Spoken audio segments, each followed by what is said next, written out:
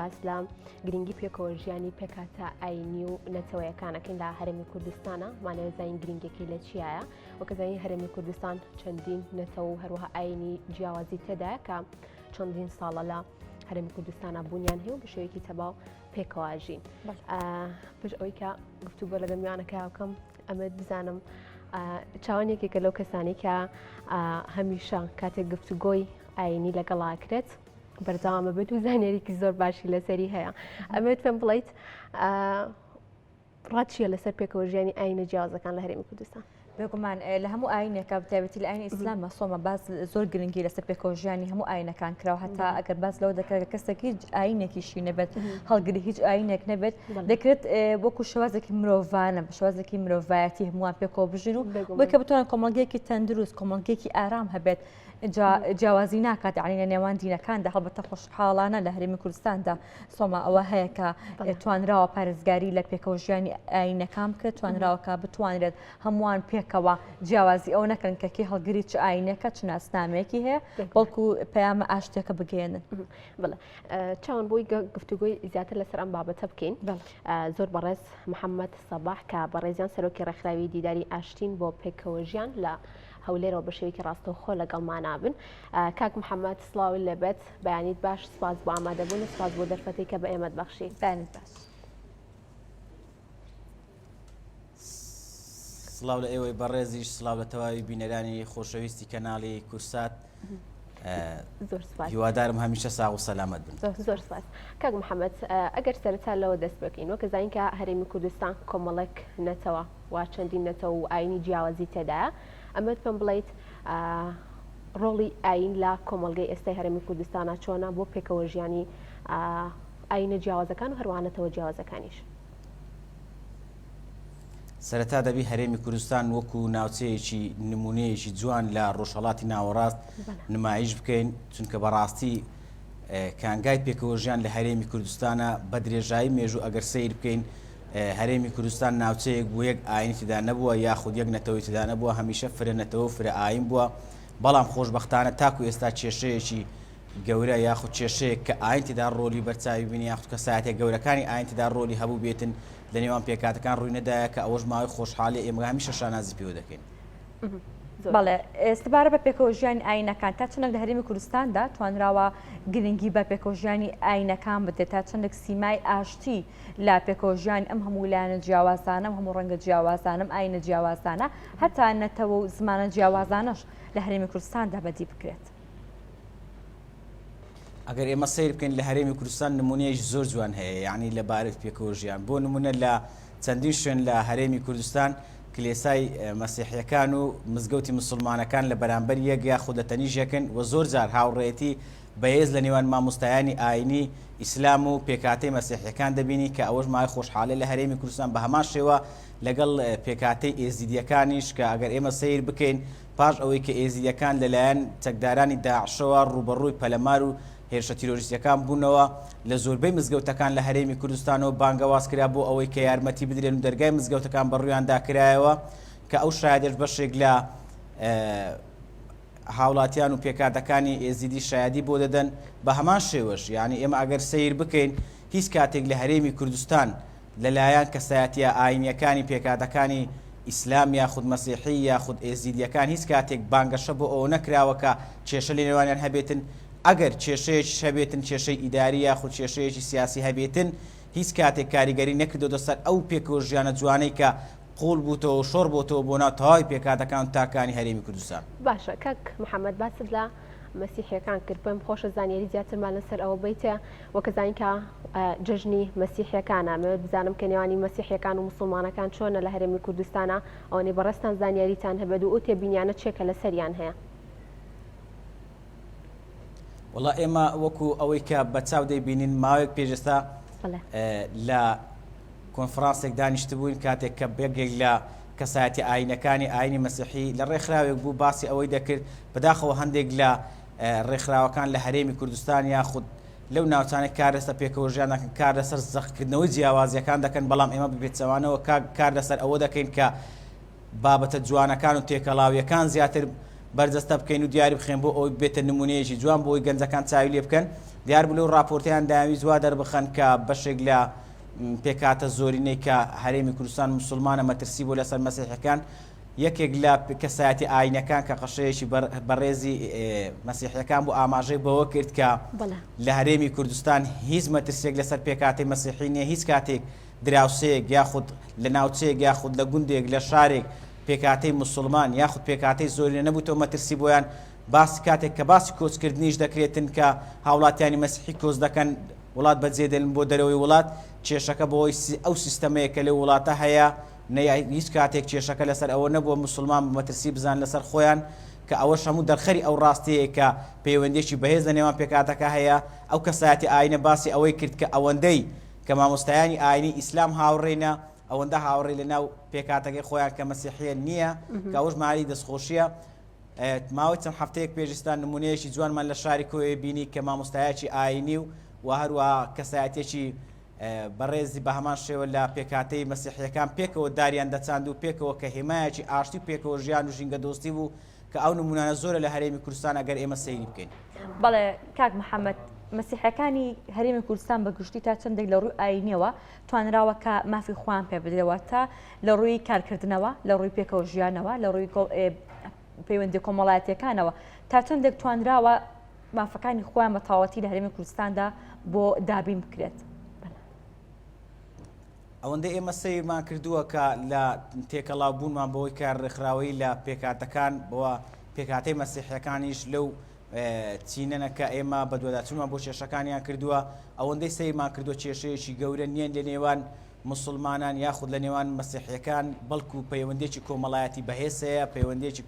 ئەو کۆمەڵایەتیە سەری خستووە بۆ ئەوەی کە ئەو پەیوەندی بەردەوام بێتن ئەو پێکەوە ژیانە جوان لە هەرێمی کوردستان دروست بێتن ئەگەر سیر بکەین مەسیحەکان بە ئازادی لێرە بابەتەکان پەرستشەکانیان ئەنجام دەدەن وە کلێسایان هەیە هیچ کاتێک کێشەیان بۆ دروست نەبووە بگرێت چەندین شوێندا کە باسمان کرد لە بەرامبەر مزگەوتەکان کلێسایان بۆ دروست کراوە کە ئەوە نیشانەیەکی زۆر جوانی پێکەوە ژیانە لە هەرێمی کوردستان کە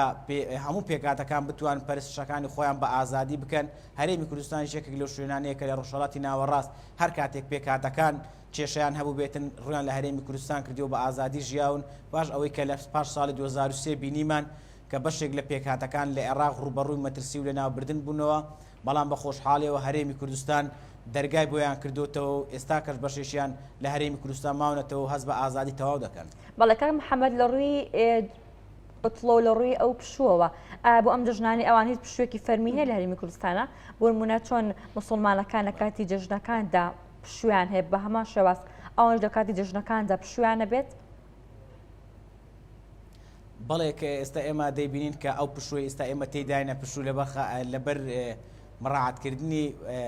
مەسیحیەکانە کە بە پشودانراوە چونکە ئەوان لەو ڕۆژانەدا چەند بەرزتیشش تایبەتیان هەیە کە بۆ ئەوەی جێبەجێ بکەن بۆیە حکوومەتی هەرێمی کوردستان ئەو ڕۆژانەی بە پشودانایە ئەگەر ئێمە سیر بکەین بگەڕێنەوە بۆ یاساکانش لە هەرێمی کوردستان یاسایەکی جوانمان هەیە کە یاسای ژمارە 5 ساڵی 2015 کە تێیدا باسی پاراستنی مافی پێکاتەکان دەکاتن کە ئەو یاسایەکی جوانە بۆ ئەوەی کە پێکاتەکان بتوانن تەواوی ڕەسەناتی و کولتوری خۆیان پارێزراوی بمێنێتەوە. باشە کاک محەممەد و گەزانی کە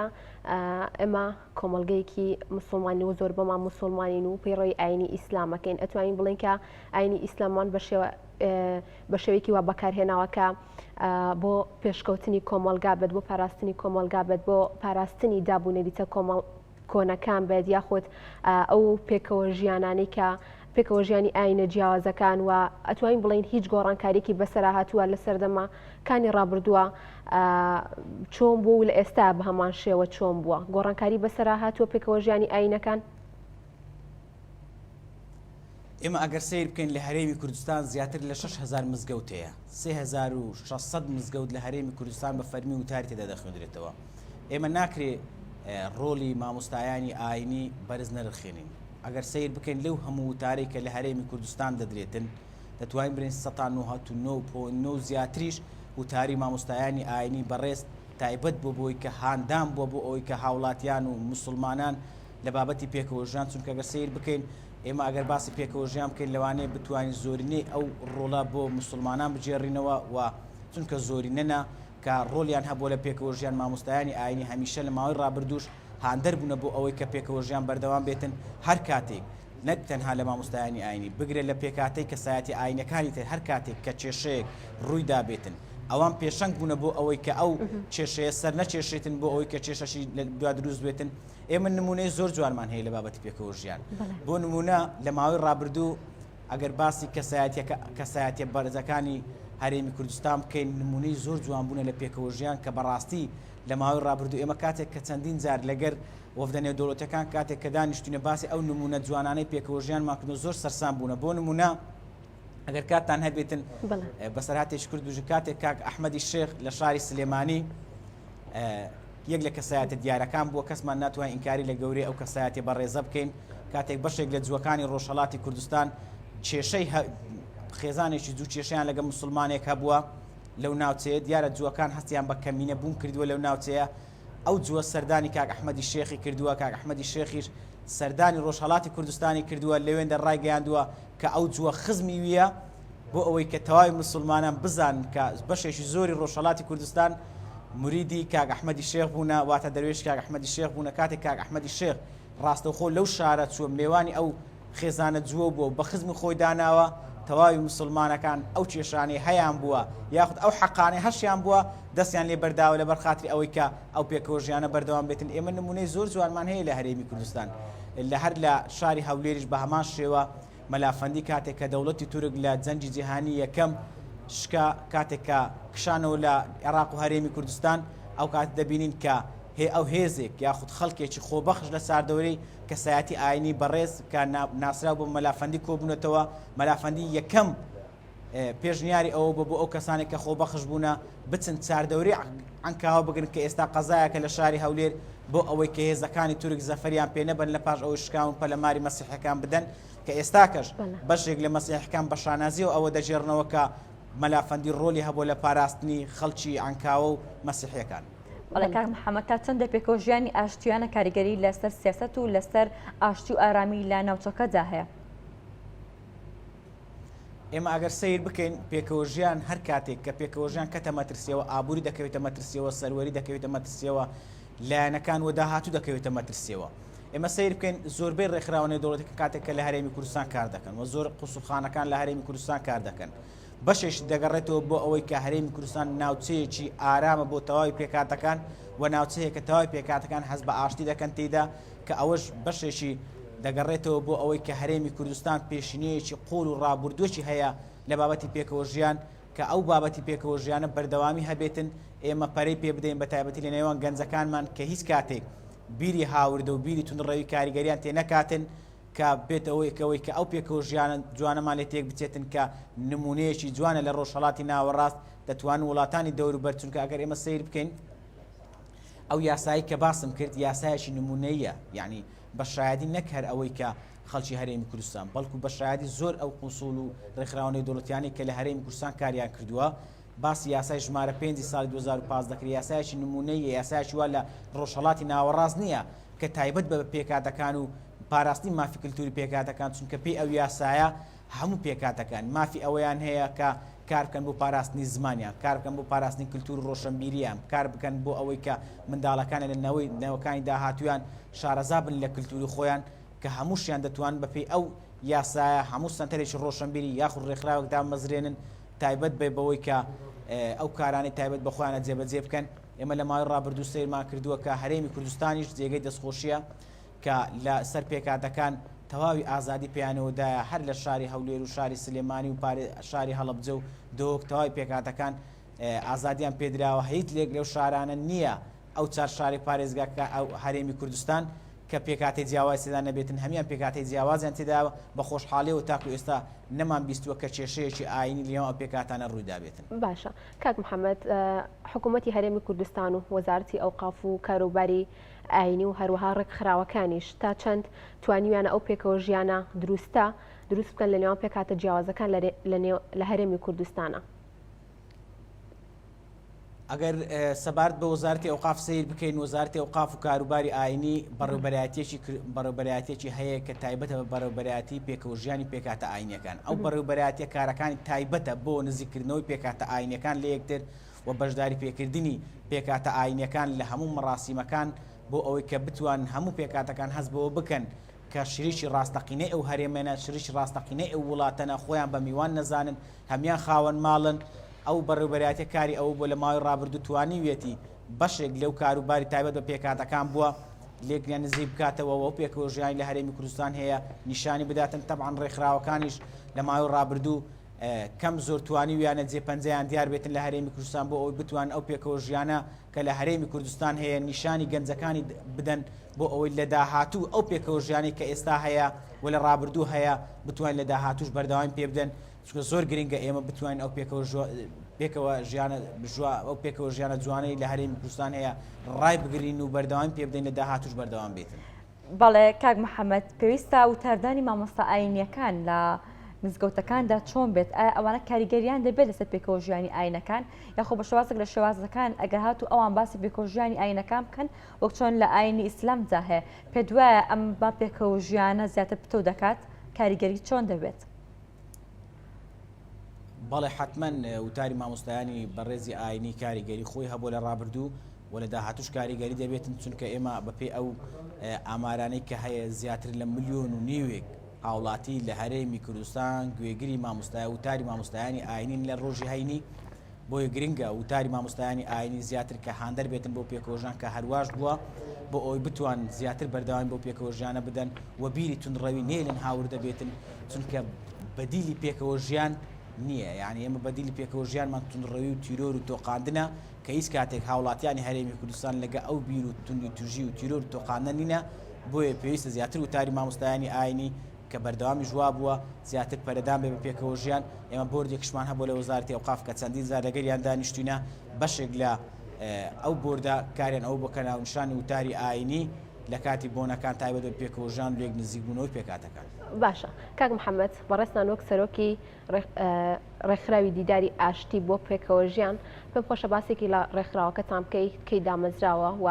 ئێوەش تا چەند توانی وتانەیە خۆ هەوڵتانداوە بۆ پێکەوە ژیانی ئاینە جیاوازەکان. ئێمە وەکو ڕێکخراوی دیدار لە ساڵی 2010 بە فەرمی مۆڵەتمان وەرگرتووە و لایەن حکوومەتی هەرێمی کوردستان فەرمانگەی ڕێکخراوە حکومەکان تۆمارین و لە فەرمانگەی ڕێکخراوە حکومەکانی حکوومەتی عێراقیش تۆمارین یەکێک لە ئامانجەکانمان ئەوە بۆ کار ڕوبەڕووی بینی توندوتیژی ببینەوە و توندڕەوی ببینەوە لە بەرامبەریشدا پەرە بە پێکەوە ژیان بدەین ئێمە کارەکانمان لە ڕێکخراوی دیدار ئەوە بووە کە بەرجەستەکردن و نیشاندانی ئەو جوانی پێکەوە ژیانە بۆ لە هەرێمی کوردستان و بەردەوامدان پێکەوە بۆ چونکە ئێمە دەبی کاتێک کە باسی پێکەوە ژیان بکەین باسی بەردەوامی دامە پێکەوە ژیان بکەین چونکە هەرێمی کوردستان پێکەوە ژیانێکی جوانی تێدا بووە.